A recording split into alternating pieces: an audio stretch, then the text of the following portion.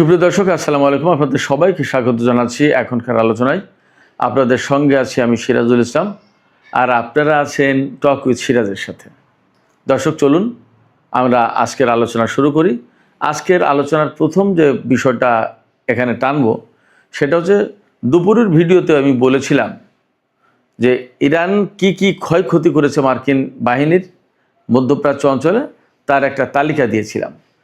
এখন তালিকা দেব ইরানের হাতে এই যে ক্ষয়ক্ষতি হলো তার মূল্য কত। ইরান বলছে 2600 কোটি ডলারের 2600 কোটি ডলারের ক্ষতি হয়েছে। কোনটার মূল্য কত সেটার একটা মোটামুটি তথ্য আমি আপনাদেরকে এখানে দেওয়ার চেষ্টা করব। আর এই যে ইরান এবং আমেরিকার মধ্যে গত 2 দিন ধরে যুদ্ধ বন্ধ রয়েছে, এই যুদ্ধ বন্ধ থাকার মানে কি? যুদ্ধটা কি আসলে স্থায়ীভাবে বন্ধ হতে যাচ্ছে কিনা, নাকি আবার যুদ্ধ শুরু হবে? আর যদি স্থায়ীভাবে যুদ্ধ বন্ধ হয় তাহলে কোন ঘটনা এর পেছনে কাজ করছে? আমি দুপুরের ভিডিওতে বলেছিলাম 3 দেশ কূটনৈতিক উদ্যোগের চেষ্টা করেছে, বাট ইরান সব নাকচ করে দিয়েছে। আবার খবর পাওয়া যাচ্ছে যে কূটনৈতিক আলাপ আলোচনা এগুচ্ছে। আসলে ঘটনাটা কি? আরেকটা খবর আমি আপনাদেরকে বলি, নেতানিয়াহু আগামী মঙ্গলবার, অর্থাৎ রোববার আজকে যাচ্ছে 26শে জুলাই, সোম মঙ্গল একদিন পরেই তিনি আমেরিকা সফরে যাচ্ছেন এবং ডোনাল্ড ট্রাম্পের সাথে তার বৈঠক হবে।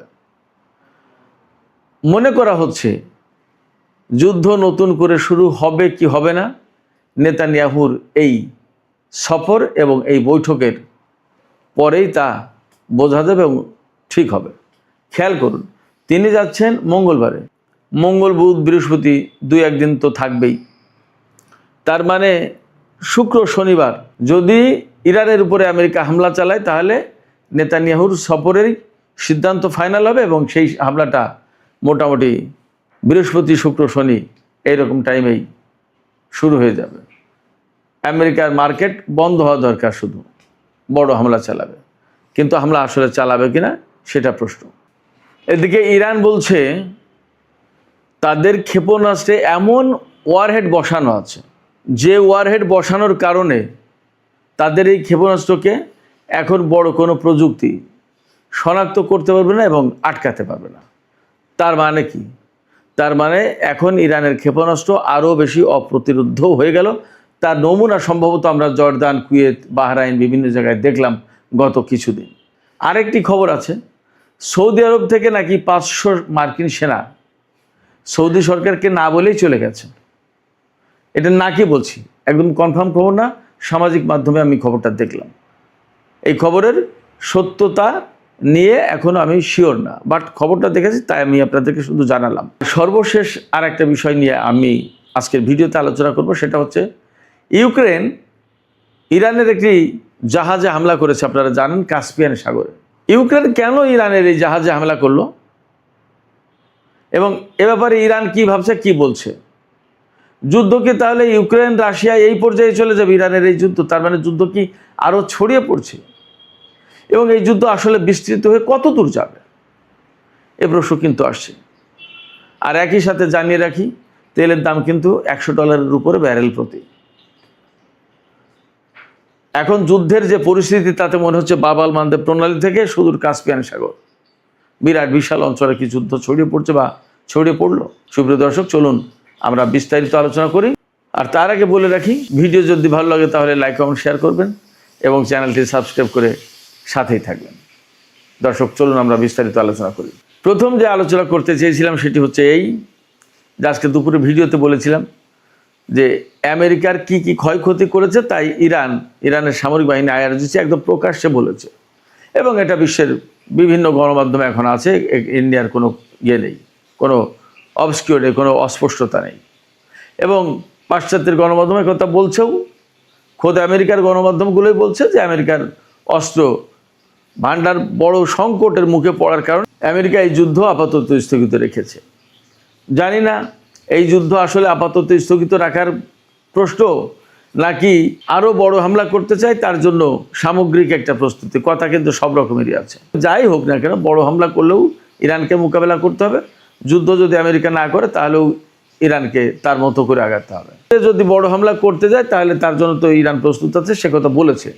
ইরানের সামরিক বাহিনীর যে মুখপাত্র ব্রিগেডিয়ার জেনারেল আকরাম মিনিয়া, তিনি আজকে বলেছেন ইরানের সামনে এখন 3টা পথ। এই যে যুদ্ধ বন্ধ করলো, এখন কি করবে আসলে তারা 3টা কাজের যে কোনোটা করতে পারে। একটা হচ্ছে বড় হামলা চালানো ইরানের উপরে, অথবা যুদ্ধ থেকে পালিয়ে যাওয়া বন্ধ করা, অথবা ইরানের বিরুদ্ধে স্থল অভিযান চালাতে সেনা পাঠানো। জেনারেল আকরাম মিনিয়া বলেছেন যে আমেরিকা যেটা করুক তার জন্য ইরান প্রস্তুত আছে। যে 2 দিন আমেরিকা যুদ্ধ বন্ধ রেখেছে, হয়তো ইরানও সেই 2 দিন বন্ধ রেখেছে এই কারণে তারও তো একটু গুছিয়ে নেওয়ার, তারও প্রস্তুতির প্রয়োজন আছে। ভেতরে ভেতরে কী হচ্ছে সেগুলো বোঝার চেষ্টা দরকার আছে। এপাশে ইরাকে কিন্তু ইরান ঠিকই হামলা চালিয়েছে। ইরাকের এরবিল এলাকায় মার্কিন যে সমস্ত স্থাপনা, যে সমস্ত অস্ত্র মোতায়েন ছিল বা যে সমস্ত ঘাঁটি, ওখানে প্রচুর গোয়েন্দা ঘাঁটি এবং প্রশিক্ষণ কেন্দ্র অনেক কিছু আছে।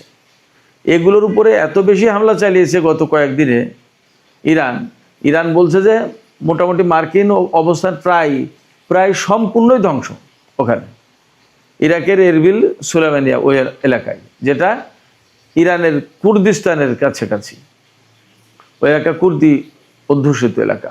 তবে বাস্তব যে কথা সেটা হচ্ছে যে আসলে মধ্যপ্রাচ্যে আমেরিকা ভীষণ চাপের মুখে, প্রচণ্ড প্রতিরোধের মুখে পড়ে তারা অনেক ক্ষতিগ্রস্ত হয়েছে এবং এখন তাদের সামনে এই সিদ্ধান্ত আসলে করবে কি, তারা এখান থেকে চলে যাবে, চলে গেলে বিরাট বিশাল অঞ্চল, বহু পরিকল্পনা, সমস্ত সব কিছু মার খেয়ে যায়। আর যদি না চলে যায় তাহলে তো ইরানের সাথে যুদ্ধ করতে হয়, কারণ যুদ্ধ শুরু করেছে তারা, শেষ না করলে কীভাবে কী করবে। আবার যদি বড় যুদ্ধ করতে যায় তাহলে ইরান তা মোকাবেলা করবে। আসলে তারা করবে কি, স্থলযুদ্ধ করতে গেলে ইরানের লোকজন তো বলছে যে পাঠাও সেনা, তাদের সাথে সাক্ষাৎ করার জন্য আমরা প্রস্তুত। তাহলে আসলে কি করবে, বিরাট সংকটের ভেতরে। এই সমস্ত বিষয়ের সলাপ পরামর্শই হবে। নেতানিয়াহু যাচ্ছেন মঙ্গলবার আমেরিকায়, এই বৈঠকে এই সমস্ত বিষয়ের সিদ্ধান্ত হবে এবং অনেকে আশঙ্কা করছেন যে নেতানিয়াহু গিয়ে ডোনাল্ড ট্রাম্পকে আবার এভাবেই পরামর্শ দেবেন, এইভাবেই তিনি চাপ সৃষ্টি করবেন যে আমেরিকা যাতে আবার ইরানের বিরুদ্ধে যুদ্ধ শুরু করে। এবং যেহেতু তিনি মঙ্গলবার যাচ্ছেন, আমি আগেই বলেছি, বুধ বৃহস্পতি এরপরেই শুক্রবার মার্কিন বা পাশ্চাত্যের মার্কেটগুলো বন্ধ। ওইটা হলো যুদ্ধ শুরুর একটা মোক্ষম সময়। আলাপ পরামর্শ করে যদি যুদ্ধ শুরু হয় তাহলে এই সপ্তাহতেই হতে পারে, এমন একটা আশঙ্কার সম্ভাবনা যায় বলেন আছে। এখন আমরা একটু নজর দিই আজকে যে মধ্যপ্রাচ্যে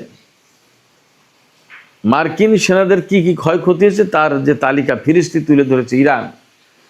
এর ডলারে দাম কত টাকার, কত ডলারের ক্ষতি হলো, ক্ষয়ক্ষতির পরিমাণটা আগে ছিল তালিকা, এখন পরিমাণটা আমরা বোঝার চেষ্টা করি।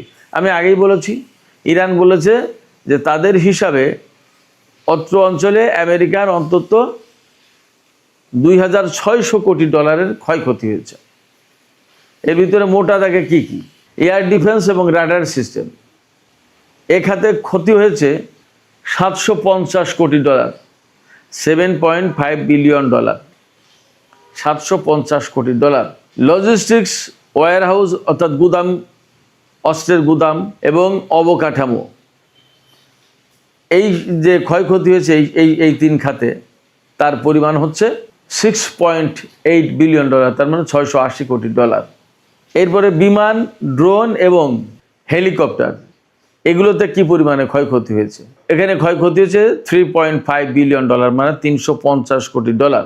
আর কমান্ড সেন্টারে ক্ষয়ক্ষতি হয়েছে 2.8 বিলিয়ন, মানে 280 কোটি ডলার। আমেরিকা কল্পনাও করতে পারেনি যে তাদের এত মারাত্মক ক্ষয়ক্ষতি হবে। তারা তো প্ল্যান করেছিল, ভেবেছিল যে 2-3 দিনের ভিতরে ইরানের সরকার পরিবর্তন করে দেবে, অন্যরকম মজমাস্তি করে ডোনাল্ড ট্রাম্প একটা বীরের বেশে চীন সফরে যাবে, যে তোমার বন্ধু দোস্তকে একদম ধসিয়ে দিয়েছি। কিন্তু সেটা হয়নি এবং আর হবেও বলে মনে হচ্ছে না। বরং ইরান ঘোষণা দিল কি, যে তাদের কাছে এই রকম ক্ষেপণাস্ত্র আছে, তারা এমন ক্ষেপণাস্ত্র ডেভেলপ করেছে যে তাদের সেই ক্ষেপণাস্ত্র ওয়ারেডে এমন প্রযুক্তি ব্যবহার করা হয়েছে যে প্রযুক্তির কারণে কোনো প্রযুক্তি তাদের এই ক্ষেপণাস্ত্রকে শনাক্ত করতে পারবে না, শুটডাউন করতে পারবে না। এদিকে সৌদি আরবের সাথে ইয়েমেনের হুতিদের কিন্তু যুদ্ধ সংঘাত চলছে, বেশ জটিল পরিস্থিতি সেখানে। সুপ্রিয় দর্শক, আরেকটি বিষয় বলেছিলাম, ইউক্রেন ইরানের একটি বাণিজ্যিক জাহাজে হামলা চালিয়েছে কাস্পিয়ান সাগরে। কাস্পিয়ান সাগর হচ্ছে ইরানের একেবারে উত্তরে। কাস্পিয়ান সাগর এটা বদ্ধ সাগর, বাংলাদেশের প্রায় ডাবল সাইজ যতদূর জানি, এবং বেশ গভীরতা আছে। রাশিয়ার সাথে এই কাস্পিয়ান সাগরের মধ্য দিয়েই সামরিক বলেন, রাজনৈতিক বলেন, বাণিজ্যিক বলেন, সব ধরনের লেনদেন চলে। ইউক্রেন যে জাহাজে হামলা চালিয়েছে, ইরান বলছে আমাদের বাণিজ্যিক জাহাজ, আর ইউক্রেন বলছে যে ইরান থেকে রাশিয়াতে ক্ষেপণাস্ত্র বা ড্রোন পাঠানো হয়, এই রকম একটা ড্রোন বা ক্ষেপণাস্ত্রবাহী জাহাজে হামলা চালিয়েছে তারা। ওই হামলায় একজন ইরানি নাবিক নিহত হয়েছেন এবং একজন আহত হয়েছেন। ইরান এ ব্যাপারে খুবই ক্ষিপ্ত হয়েছে, প্রচণ্ড প্রতিবাদ জানিয়েছে এবং ইউক্রেনকে হুমকি দিয়েছে। আর ইরানে নিযুক্ত ইউক্রেনের যে রাষ্ট্রদূত তাকে তলব করেছে, তাকে শাসিয়েছে, তাকে বকাবকি করেছে বা গরম নজরে তার দিকে তাকিয়ে কথা বলেছে ইরান। এটা ঠিক করে এর প্রতিশোধ কিন্তু তোমাদেরকে নিতে হবে। তো ইরান কড়া হুঁশিয়ারি উচ্চারণ করে বলেছে যে ইউক্রেন এই যে হামলা চালালো ইরানের জাহাজে, এটা বিনা জবাবে, বিনা শাস্তিতে ইউক্রেন পার পাবে না। এবং ইরান এও হুমকি দিয়েছে যে ইউক্রেন এই হামলা চালিয়ে এই যুদ্ধের পরিধি আরও অনেক বেশি বিস্তৃত করে তোলার ব্যবস্থা করলো, মানে যুদ্ধ অনেক বেশি ছড়িয়ে দেওয়ার ব্যবস্থা করলো। যুদ্ধ কিন্তু ছড়িয়ে যেতে পারে। এখন ইউক্রেন পরবর্তীতে আর কি ব্যবস্থা নেয় সেটা একটা দেখার বিষয়। এখানে প্রশ্ন আসতে পারে যে ইউক্রেন হঠাৎ করে এতদিন পরে ইরানের উপরে এখন কেন হামলা চালালো? এর একটা জবাব হতে পারে, আমেরিকা কিন্তু ইরানের সাথে 2 দিন যুদ্ধ বন্ধ রেখেছে। তার মানে যদি আমেরিকা ইরানের উপরে বড় ধরনের হামলা চালাতে চায়, তাহলে তারা প্রস্তুতি নেওয়ার চেষ্টা করছে। এপাশে ইউক্রেনকে দিয়ে হামলা চালিয়ে ইরানকে এই দিকে ব্যস্ত রাখার চেষ্টা করছে, এবং ওপাশে আমেরিকা নিজেদের মতো করে প্রস্তুত হবে, বড় যুদ্ধের জন্য একটা প্রস্তুতি নেবে এবং বড় যুদ্ধ হয়তো চালাবেও। এই জায়গায় ইরান কতটা টেকনিক্যালি এই বিষয়গুলো এই মুহূর্তে হ্যান্ডেল করতে পারে এবং কি করবে, অনেক কিছু হিসাব বিকাশ আছে। দেখা যাক, আমরা অপেক্ষায় থাকি, দেখি আসলে কি হতে যাচ্ছে, কি হয়। তবে এটা ঠিক যে ইউক্রেন যদি আরও দফায় দফায় হামলা চালায় ইরানের উপরে, তাহলে ইরান নিশ্চিতভাবে ইউক্রেনকে জবাব দেবে, সেখানে মনে হয় কোনো ছাড় দেবে না। আর যে হামলা চালিয়েছে সেটার কি জবাব হয় সেটা একটা দেখার ব্যাপার। ইরান কিন্তু বলেছে বিনা শাস্তিতে, বিনা জবাবে পার পাবে না ইউক্রেন। যদি এই যুদ্ধ অনেক বেশি মাত্রায় ছড়িয়ে পড়ে, তাহলে কিন্তু এই যুদ্ধ ইউরোপের অনেক অঙ্গনে ছড়িয়ে পড়ার একটা আশঙ্কা থাকে, এবং রাশিয়া, ইরান, ইউক্রেন এরকম একটা প্রেক্ষাপট চলে গেল, যুদ্ধের বহুমাত্রিকতা পেয়ে গেল। এই জায়গা থেকে ধীরে ধীরে ধীরে ধীরে আরও বড় পরিসরে যদি ছড়িয়ে যায়, তাতেও কিন্তু অবাক হওয়ার কিছু থাকবে না। এর অনেক কিছু নির্ভর করছে ইউক্রেনের উপরে। সুপ্রিয় দর্শক, এখনকার আলোচনা এখানে শেষ করতে চাই। আলোচনা শেষের আগে আপনাদের কাছে জানতে চাই, আপনাদের মতামত বুঝতে চাই, শুনতে চাই। এই যে ইউক্রেন ইরানের বাণিজ্যিক জাহাজে হামলা চালালো, এবং তাও কাস্পিয়ান সাগরে, হরমুজ প্রণালী, বাব-আল মানদেব প্রণালী, যেখানে দুটো ইরানের দক্ষিণে দুটো সাগর, গুরুত্বপূর্ণ তেল রুট, জ্বালানি রুট, বাণিজ্য রুট, এই দুটো রুট যখন কলাপস বন্ধ হয়ে গেছে, তখন আরেকটা সাগরে এই যুদ্ধ টেনে আনতে যাচ্ছে কিনা ইউক্রেন।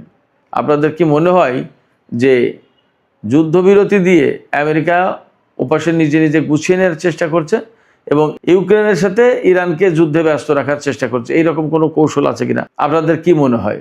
আপনাদের মতামত জানিয়ে কমেন্টে লিখতে পারেন। আর ভিডিও ভালো লাগলে লাইক, কমেন্ট, শেয়ার করবেন এবং চ্যানেলটি সাবস্ক্রাইব করে সাথেই থাকবেন। দর্শক, এখনকার আলোচনা এখানে শেষ করছি। আপনারা সবাই অনেক অনেক ভালো থাকুন। আল্লাহ হাফেজ।